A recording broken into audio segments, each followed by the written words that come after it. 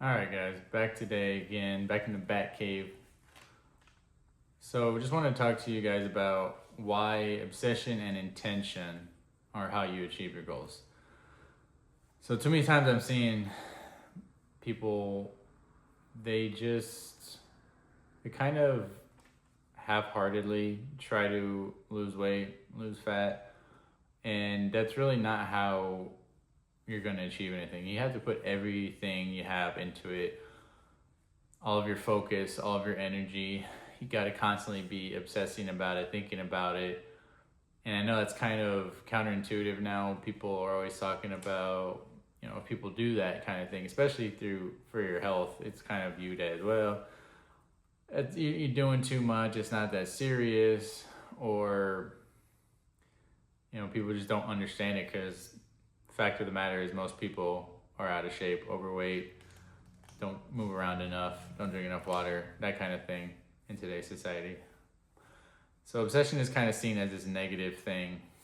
Intention, not so much, but obsession for sure is kind of viewed in a negative light. And kind of want to talk a little bit about why both of those are necessary if you want to achieve your goals. And I think this negative view of obsession kind of holds people back a little bit from pursuing their passions and achieving their goals for the most part. So let's dig into why you need to have obsession and intention. Okay, and one other thing I wanted to touch on with regards to how society views obsession. One of the common responses you get when people try to get on this fitness journey is, you need to have balance. You need to have like a work-life balance or, fitness life balance, that kind of thing. Don't want to spend every day in the gym. I'm not saying you have to be in the gym every day, but you should be there, 3 to 4 times a week at least. But if you think about the average person, especially in the US, that they're overweight, they're eating processed junk, not eating whole foods, not drinking enough water, not getting enough rest and sleep. So if you think about it, their life is way out of balance. They've gone out of balance way the other direction. So in order to bring that back to equilibrium, you have to go be unbalanced in the opposite direction. Okay? You need to be eating whole foods, being in a calorie deficit to lose weight, drinking enough water, being in the gym 3 to 4 days. So to everybody else, it's gonna seem like you're being extreme or you're being obsessive, but really that obsession is what is going to fuel your progress.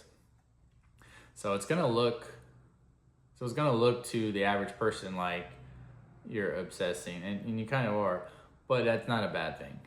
So just remember that. Okay, now, another thing I wanted to talk about is focusing on the process, not just the outcomes. And this is where the obsession and the intention really come into play. So this obsession what it's going to look like is you're obsessing about, the calories you're taking in. You're obsessing about hitting the gym when you're supposed to. You're obsessing about getting enough water, about a gallon a day. You're obsessing about these things.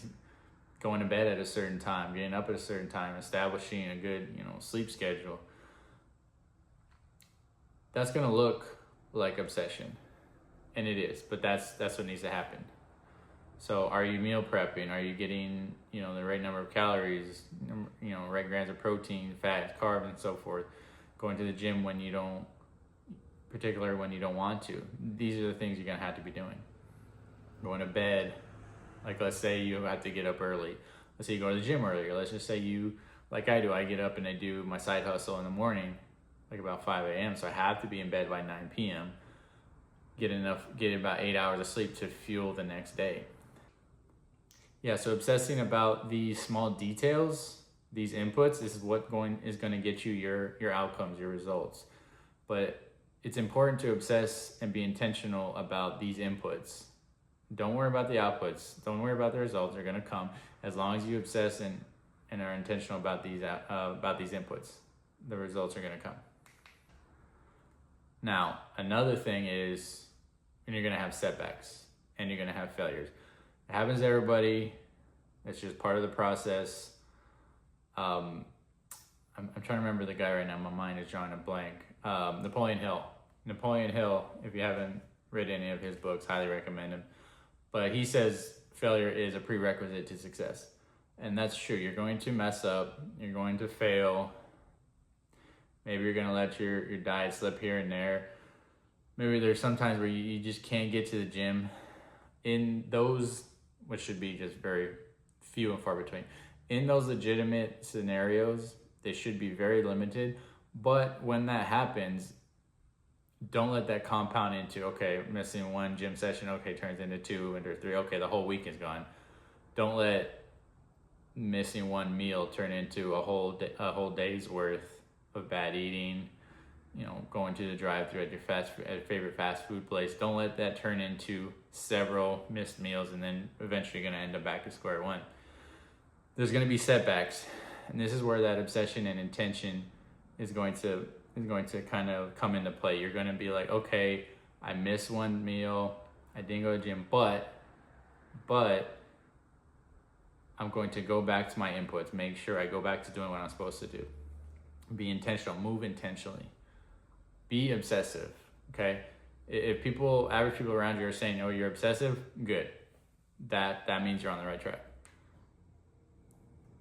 And so just to share a personal story of mine, when I lost about 100 pounds, when I say obsession, what I'm talking about, what that looks like is you wake up in the morning, the first thing that is on your mind is about your weight and doing what you're supposed to be doing.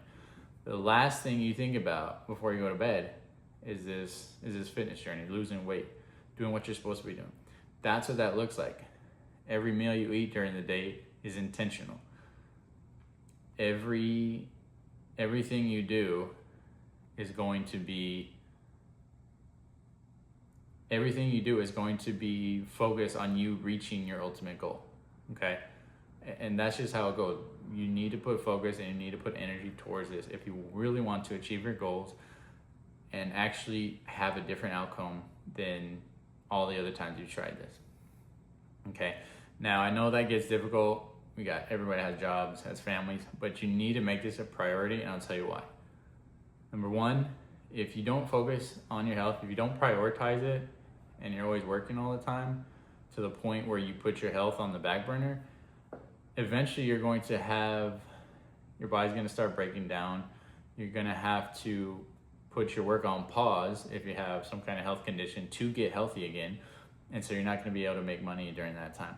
Two, if you do have families, you're going to have to be there for the long haul for them. And that means having a healthy body. That means getting enough, moving around enough, living a healthy lifestyle. So these things are important. Health is important for your family. It's important for your longevity. Okay. Now getting back to my personal kind of story. Like I said, get up in the morning, think about this stuff before I go to bed. Think about this stuff. That's kind of what helped me lose 100 pounds, and what helped me keep going even when there were days when I maybe slipped up a little. And eventually, as you go through those setbacks and you correct yourself, that's the important part. When you have a setback and you correct yourself, you don't just excuse it. You have to figure out what happened. Why did you miss this meal? Why did you not go to the gym? And find ways to correct it. Okay? This obsession and this intention are going to be like, okay, let me dial this in. Let me make sure this doesn't happen again. Getting to the gym, eating what I'm supposed to. Okay, so maybe you have a crazy work schedule and you can't always go to the gym at the same time. Well, that's just gonna mean you're gonna have to go to the gym consistently outside of those work hours, whether that means getting up earlier and going to the gym, whether that's going to the gym after work. Find a time that you can go consistently. Maybe it's on your lunch break. You don't have to spend hours in the gym. Maybe it's during your lunch break. Okay, and meal. That's a big one. Not all of us have time to cook every meal during the week. This is where meal prepping comes in. I'm gonna do some more videos on meal prepping and how simple it is and all that good stuff. But meal prepping is going to be perfect for those who don't have a lot of time during the week or on the go a lot. You just grab your food, you don't have to think about it during the week. So making sure that these things you learn why you made the mistake and correcting it are going to be critically important to this fitness journey. And that's, again, I know I'm repeating myself a lot, but I need this to sink in. Obsession and intention are how you're going to achieve your goals, guys. Okay, just remember that. Anyway, guys, hope this helped. Let me know in the comments what has been your biggest hurdle on this fitness journey, and how do you think obsession and intention and maybe shifting your mindset just a little bit can help you overcome those hurdles. And again, like the video, subscribe to the channel. I'd appreciate that a lot. I'll see you on the next one.